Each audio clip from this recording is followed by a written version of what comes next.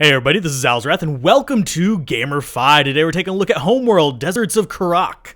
Yes, this is the prelude to the Homeworld that you guys are all familiar with. They recently released a remastered edition, I believe it was last year. And yeah, this one is kind of the prelude successor to that. And it plays very similarly. I've actually put a few hours into this. I will be doing an LP over this as well. But let's go ahead and look at the options real quick. Gonna go through these. They're fairly decent. There's a decent amount of options here, and it runs smoothly even on high settings, even though I don't have the bleeding edge computer. I actually turned AA down just a little bit, just for the sake of my recording purposes. But it runs smoothly regardless. You have sliders for most of the things, game speech volume, stuff like that, master volume. I'm going to turn the music and cinematics down just a little bit more. You have pretty decent control remapping here, and gameplay is just pretty much standard kind of things for this. It plays very much like a Homeworld on a 2D plane. The controls are even very similar as well. We're going to jump into the campaign. I'm going to actually jump into the bone. Actually, let's jump into Cape Wrath. That seems like a more appropriate one to jump into because we can move around a little bit on there. Boneyard is more of a defensive one, but I'm going to try to skip over as much of the story as I can. There are some cutscene-ish things that I can't skip, so you're going to have to live with those being in here. I will be skipping the normal cutscenes, though they have a very nice painterly style to them, so that is pretty cool. There's a few points where it's a little bit awkward to look at, but for the most part, it works very, very well. Let's go ahead and click start, jump on in here. I forget whether I have the default fleet on or not. I forgot whether I was going to check that, but you can set it to basically so you have a specific default fleet that it determines for the mission. And this is in case you just want to jump into a mission later on and don't want to have to go with whatever you got last time. Usually the default one is going to be weaker than the normal one you play. There are 3 difficulties, by the way. There's easy, normal, and classic. I don't know why they call it classic, but let's go ahead and skip this one. You can skip the painted cutscenes, but you can't skip the like in-game rendered ones. Like this one, I can't skip, no matter what I do. I don't know if you can hear my clicking over there. I don't know how I feel about that, because in some of these kind of cutscenes, your units will actually be moving. Yeah, this is going to be the troops that I ended with last time, which is a whole lot more than you usually do. Usually you'll end up with 4 here of the light armored vehicles and a few of the heavy armored vehicles. I actually have fairly large fleets of each. A little bit less resources, though. So that's kind of how we did that. Controls, you can pan on either side of the screen here. The mouse is decent. The interface is always going to be up here. You don't have to like go to different interfaces to get to like your research and stuff like that. The voice acting is quite good. Music is standard Homeworld fare. It's very I wouldn't say orchestral, but subdued, but elegant, and has that very sci-fi space feel to it. We do still have the radar effect here. It's a little shaky right now because we haven't gotten a piece of equipment that'll improve that, but it actually is very functional. These little red dots are not normally here, but they are usually used to indicate enemy positions. Right now, since the sandstorm, which is part of the story, is coming through here, it's messing with our radar until we get a specific attachment added to it. The Kapisi is going to be your mothership, your flagship, your carrier, whatever you want to call it, and it does have various abilities. Right now, we only have a reserve power pool of 3. You can improve that later on. Up here in the top right is where the research will be, and your resources, and also your fleet capacity. Currently, we have a fairly large fleet, so the capacity is, yeah, we're pushing it close to the limits. There are 4 things you can shove power into. There's reactive armor, which is basically improving your defense. You have repair systems, which will allow you to repair nearby units. It's not repairing your own carrier. Your carrier will not repair itself, so don't even think about that one. Turret network is basically improving the damage of your ship. It basically improves the rate of fire, I believe. Yeah, rate of fire right there, missile systems online. And you have the range systems, increases the power to maximize sensors and weapons range. So it increases range of things like that. We can go ahead and pump power into that and it'll increase the range of that.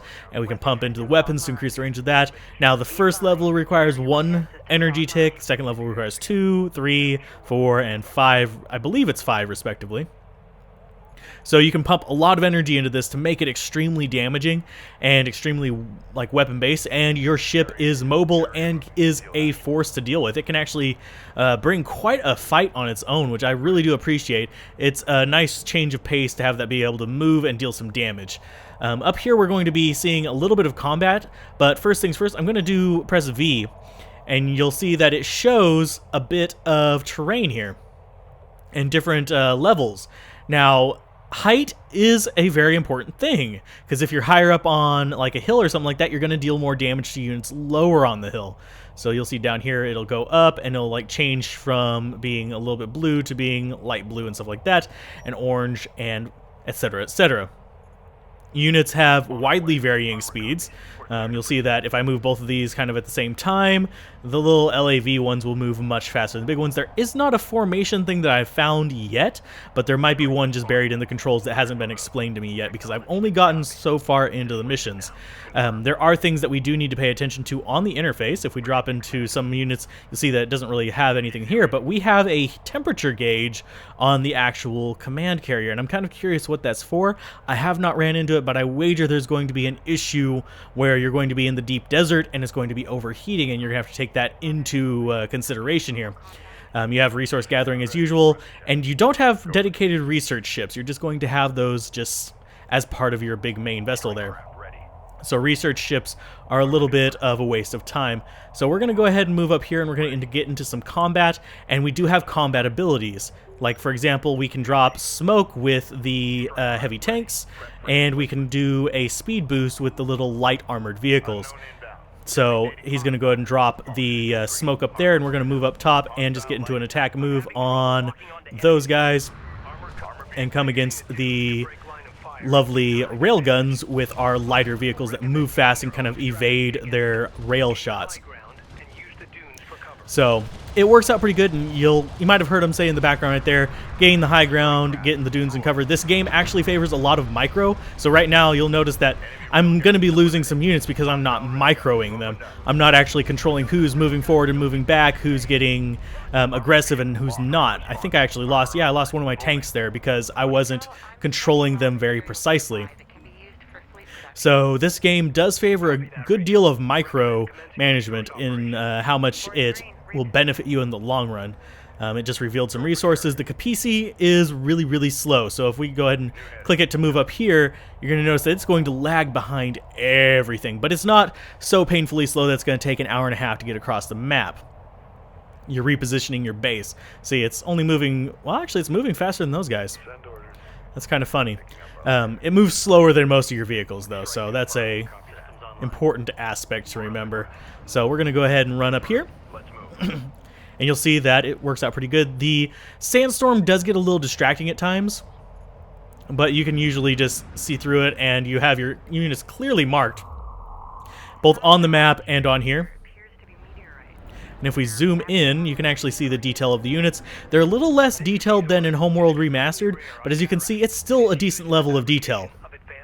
There's not a bunch of intricacy on there. It plays into the painted style of the actual gameplay there. Environmental effects are a big thing, as is fog. The fog is not super pronounced. We can come up here and you'll see that, yeah, you can sort of see where there's a seam between it right there, and it does impact what you can see, and the fog of war is what triggers your visibility. You can also see that there's a ridge up here as well. I'm not going to come up here because that would spoil some of the storyline, but this ridge right here, your mothership cannot move up it, but your smaller units can because it's too sharp of an egress.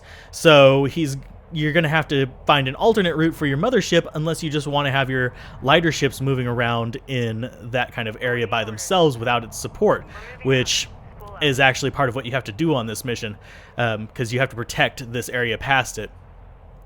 And going up this way is not particularly recommended, and you wouldn't be able to come up on the other side either. I don't believe. You might be able to. I haven't tested that one in particular. There's a big, large, flat area over here as well. Having a higher altitude as well, like you could position units along this ridge to help defend from this side as well, which is a very powerful strategy, but not one that we're going to particularly employ today. And yeah, it works out really well. I really do enjoy the game so far. It controls really nice. You have both the mouse control as well as keyboard control for most things. You can pan and zoom the camera however you wish. The control is, like I said, very much like the classic Homeworld game, where you have a huge degree of freedom of movement. There are air units that will strike targets. I don't know if you can build them particularly, but in the tutorial there is actually a airstrike effect that you can summon from your ship. I have not unlocked it in the actual campaign yet, though. There is a skirmish mode. You can play with friends. There are repair units, and these repair units are not defenseless at all. In fact, Rachel suggests Base Runner here is a very, very powerful unit. If you look at its stats, it does more damage, is a little bit faster, and has better armor and life than the support cruiser, which you actually have to pay for. You can get Base Runners later on. Their stats I have not gotten to check yet. The support cruiser, however, is still essential because it has a nice little AoE heal, and it can actually target multiple ones whenever you get up higher on its little research tiers, which you get up through here. Now, as we get up here, you'll notice that we have AAV fabrication. Getting resources is a little bit more restricted in this, but you'll still be gathering them relatively frequently. They just show up on the map in specific positions, and you can just gather them with your little resource salvagers, those little guys. But up here, AAV fabrication, we don't have enough CUs, which is the orange credit, and we don't have enough blue to actually build what we'd be getting from that yet anyway. So these guys will move up there, they'll harvest that, and then we'll get enough to show off the research real quick. Research is pretty straightforward. You just click on it up here and it researches it, but you have to have the PC selected to actually utilize it. This particular setup right here is kind of what I prefer having, because I'll be defending a position up here with this, and yeah, these three allow me to repair a unit that's repairing the PC, allows me to shoot at a decent range as well. Enemy units will get longer range later on, which makes this, you need to have more points in range system to actually reach them. But this thing is by no means defenseless. So, obviously there's a lot of interesting little things and thoughts that have gone into this, and it does live true to the classic Homeworld games. I'm trying not to get too much into actually playing the mission because I will start revealing things from future missions as well if I'm not careful with this. So, oh, we're about to get another cinematic where we're going to reveal something else. It's going to show off that, hey, there's signal is narrowed down up here. And I do like how it causes your interface to be adjusted based on the interference presented by, like, the sandstorm and stuff like that. The environment does play a role in the game. So that is very nice, and I do appreciate that and how it works with the thing. It's not something that a lot of games do very well, but this one seems to actually do it quite well. Now, as far as cons, unless the list scrolls down, it doesn't look like there's going to be a whole lot of missions, but I could be wrong. It could scroll down, and there could be a lot of missions. But right now, it's pretty straightforward and pretty normal kind of Homeworld-y story. We're going to come over here and look at this. I don't think I can skip this one. No, it's going to go ahead and go over to the carrier. I triggered another story event. These are how it handles the in-game cinematics, and as you can see, I can't skip these. So it's kind of like a mission coverage thing, which kind of sucks, but if you're going to be replaying the missions a lot, it will get a little irritating. That is like the major con for me. I can't skip the cutscenes once I've seen them. It kind of hurts the replayability and allowing me to try different strategies in a mission because I really don't want to see the cutscenes too many times. There is still the weird choice, and I'm going to say this is a weird choice, and it's something that I didn't like about the original Homeworld either, is while you're in a cutscene, your units and enemy units keep moving. They actually keep moving. So you have to be kind of on the ball before you hit the cinematic to try and deal with it. Now we're going to enter a defensive mode. I'm going to go ahead and get the support cruiser up there as well, where enemies are going to be attacking from pretty much both sides. We'll go ahead and get resources right here. And you can position yourself pretty well here to defend. These missions are still the early ones, so chances of you running into anything too terribly bad are pretty slim. Now, as far as usefulness of the abilities, I abused the crap out of them so far, so yes, the micro is very important in this game as far as even playing just against a computer, so it is something you want to pay attention to whenever you're playing. I could give them some help over here, but I think they can handle it without the LAVs. Oh, the LAVs are going to get involved anyway, fine. So we'll get some support going in there.